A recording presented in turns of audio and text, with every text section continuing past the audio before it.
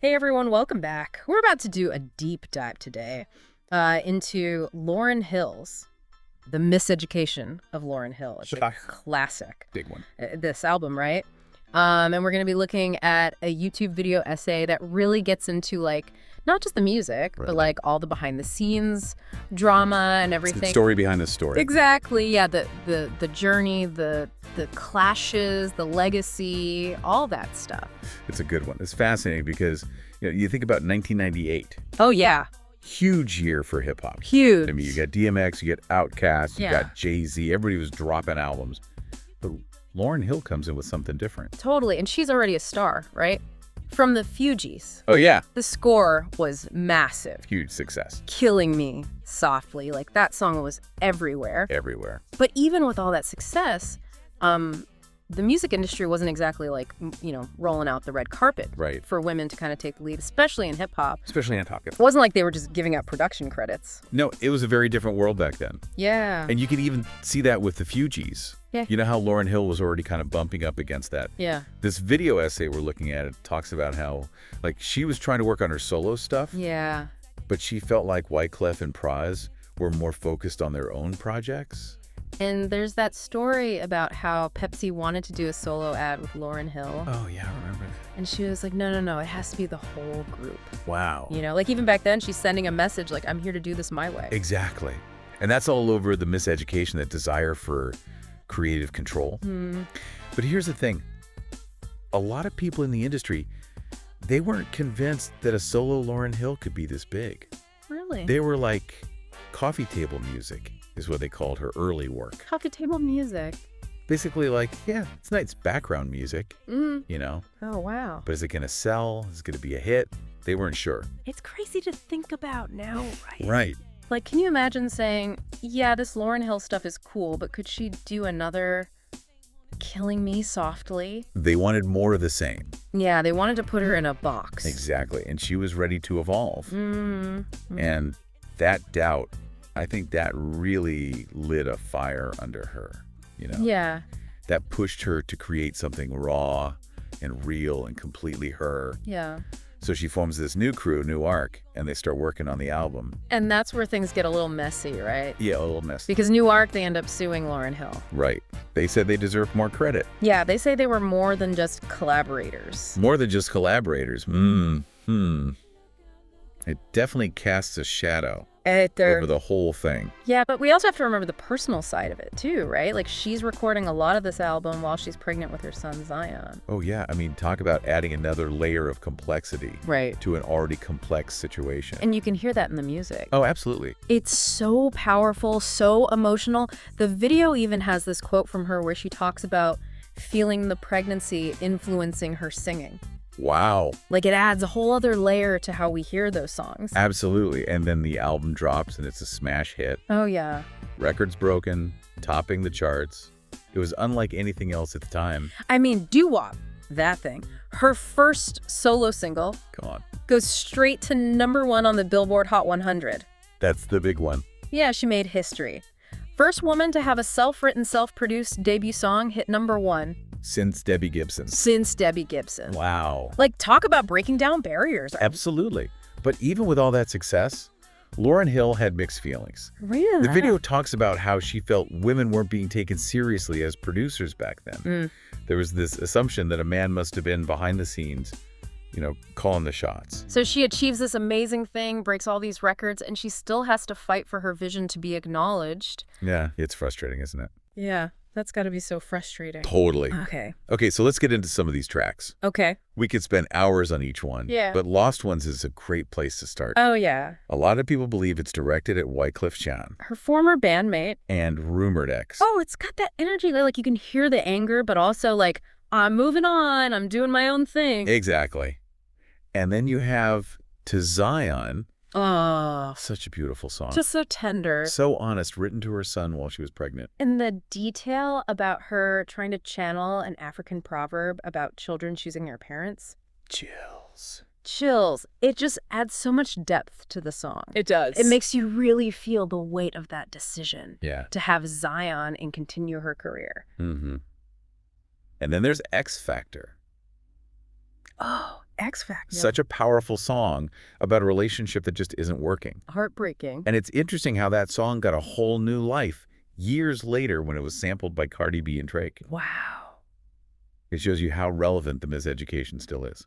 Totally. Even to artists who weren't even born when it came out. And the album isn't just about romantic love, right? It's about loving yourself, your family, your community. Right. It's in the lyrics, and it's in those interludes with the school children talking about love. Oh, those interludes are brilliant. They're not just filler. Right. They're woven into the album to create this sense of shared experience. Yeah. It's like she's saying, this isn't just my story. It's something we're all going through together. Makes you think about that title, The Miseducation, you know? Like, what are we taught about love, about life, and how do we unlearn those lessons to find our own truth? That's deep. It is. And musically, the album is just incredible. Oh, yeah. I mean, it blends reggae, classic soul samples, hip-hop beats. It all comes together so seamlessly. It's like her. she created a whole new sound. She did. And it's not just borrowing, it's transforming those influences. Absolutely. And remember the collaboration with Carlos Santana on To Zion? Oh. It was a dream come true for her. She used to write music over his guitar playing when she was a kid. That's amazing. Isn't that cool? But of course, we can't talk about this album without addressing the elephant in the room, that lawsuit filed by Newark. Yeah, it definitely had a huge impact on her career. I mean, she hasn't released a full studio album since. Since then. It's heartbreaking to hear how much it affected her. The video has quotes from people close to her saying how deeply it hurt her. Yeah. It's a reminder that even with all the success behind the music, there are real people dealing with real struggles. For sure. It's a tough business. Yeah, it is. Makes you think about that lawsuit. Yeah. And how it might have changed how people see the miseducation. Right. Does it make you question if it's really hers? Or does it just make her story even more complex? Yeah. It's tough to separate the art from the artist, you know? Especially when there's so much controversy. But what makes this album so powerful, I think, is that it speaks to everyone, you know? Love, loss, faith, doubt. Searching for your place in the world. We've all been there. Exactly.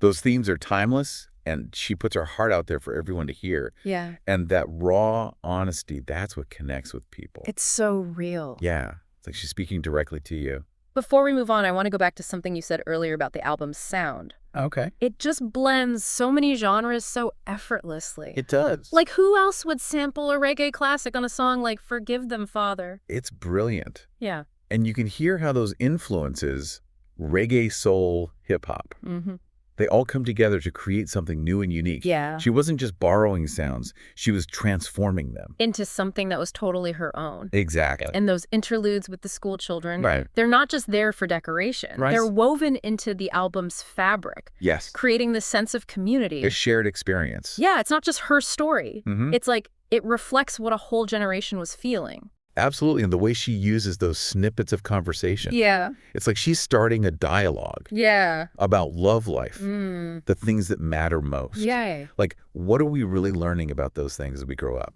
It all ties back into the title, you know, the miseducation. Doesn't it? Right. Like, what are those messages we get about the world, and how do we figure out what's true for us? Exactly. You know? It's about finding your own voice, your own path. Okay, so we talked about the music, the story, the time it came out. But what about the impact?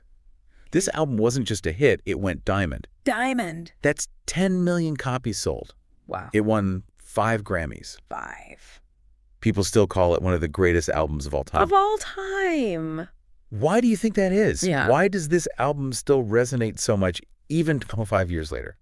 I think it's because it speaks to that feeling of figuring things out, you know? Yeah. Like going through those ups and downs that everyone experiences. Everyone experiences those universal feelings, and it never gets old because we all still go through that stuff. Yeah. Plus, her talent is undeniable. Oh, yeah. Her lyrics, her flow, her vocals, it all comes together in Yeah. a way that's just magic. It's true. The miseducation came at a time when hip-hop was changing. It was. And her voice, her perspective, Mm-hmm. it was a breath of fresh air. Totally. She challenged the rules, Yeah. and that inspired a whole generation of artists. And it's still inspiring people today. Oh, absolutely. But like we said earlier, X Factor has been sampled by some of the biggest names in music. Huge names. And just recently, Apple Music named The Miseducation of Lauryn Hill the greatest album of all time. Wow. That's a big deal. That's huge. And it proves how powerful her vision was. Even though she hasn't released a full album since The Miseducation, Right. her influence is undeniable. For sure. It's almost like The Miseducation was lightning in a bottle. Yeah. You know, Yeah. you had this incredible talent, this unique sound, this cultural moment, all coming together at just the right time. Yeah. Makes you wonder if that magic could ever be replicated. It's like a perfect storm of creativity. It was. Right. And maybe that's part of its mystique, I mean, you know? It's this singular moment in time that couldn't be planned Right. or repeated. it really makes you appreciate the uniqueness Yeah. of what she created. Yeah. So as we wrap up this part of our deep dive, Mm. let's consider this. Okay. What if Lauryn Hill had been given the space and support to keep creating on her own terms? What other stories might she have shared with the world? It's an interesting question. What do you think? It's something we can only imagine, Yeah. but it's a testament to the power of the miseducation that we're still asking those questions. All these years later. All these years later. Okay, so we're back, and we've been talking all about Lauryn Hill's The Miseducation. Such a good album. So good, right. We've talked about the music, the impact, the whole story behind it. But before we go, I want to leave you with something to think about. Something that kind of stays with you, Right. you know, after the music stops. I like it. We've covered a lot, right? The artistry, the cultural impact, the journey that went into creating this masterpiece. We did. But what if we look at the miseducation of Lauryn Hill as like a singular moment in time? Something that couldn't happen any other way. Interesting. Like knowing everything we know now. Right. The clashes, the lawsuit, the pressure of fame. Could an album like this ever be made again? Yeah. Could anyone, even Lauryn Hill herself, recreate that magic? It makes you wonder, right? Yeah. Was it a product of its time? Right. This perfect storm of talent and circumstance and raw emotion. All coming together in this one moment. Yeah. Something that couldn't be planned or repeated. And if that's true, what does that say about the music industry? Ooh, good question. Like, does it put too much pressure on artists? Yeah. Especially those who break boundaries like Lauryn Hill did. Especially them. Is it almost setting them up to burn bright and then fade away? That's a tough question. It is. And there's no easy answer. But maybe that's part of what makes the miseducation so special. You know, it exists as this incredible testament to her vision, a reminder of what's possible. When an artist pours their whole heart and soul into their work. Exactly. Even when things get messy, even when there are struggles and setbacks, true artistry can still shine through. I love that. And maybe that's what we can all take away from this deep dive. Yeah. Whether you're a musician, a creator, or just someone navigating life, you know? The miseducation of Lauryn Hill shows us the power of authenticity and vulnerability. And staying true to yourself. Yeah. It encourages us to find our own voices, to tell our own stories, and to never be afraid to push boundaries. So as you go back and revisit The Miseducation, we challenge you to think about what this album means to you. That's right. How has it shaped your understanding of music, of creativity, of the world around you? Good stuff. And that's a wrap on this deep dive. We did it. Thanks for joining us as we explored this incredible story. Appreciate you. Keep exploring, keep questioning, and keep the music playing. Always. We'll catch you on the next deep dive.